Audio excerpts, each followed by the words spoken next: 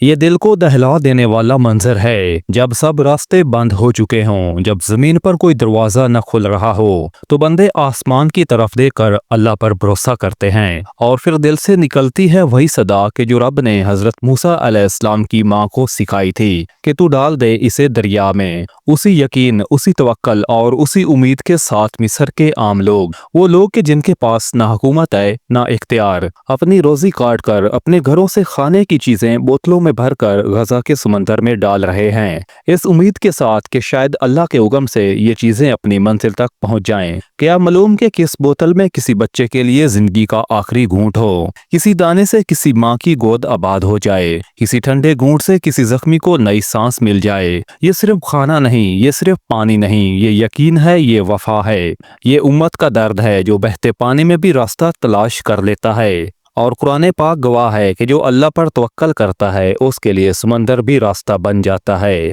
جیسے فرمایا کہ جو اللہ پر بھروسہ کرے اللہ اس کے لیے کافی ہے۔ اللہ پاک ان مظلوموں کے لیے چھوٹے چھوٹے قطرے بڑے بڑے سمندر بنا دے، اور ان بہن بھائیوں کی نیتوں کو قبول فرمائے کہ جنہوں نے درد کو خاموشی سے پانی میں رکھ کر اللہ کے در پر رکھ دیا۔ سورۃ یوسف آیت نمبر 100 میں آتا ہے کہ بے شک میرا رب ہر چیز کے لیے بڑا مہربان ہے۔ انشاءاللہ یہ بوتلیں اپنی منزل پر پہنچیں گی، کیونکہ اللہ کی راہ میں دی گئی چیز کبھی ضائع نہیں جاتی۔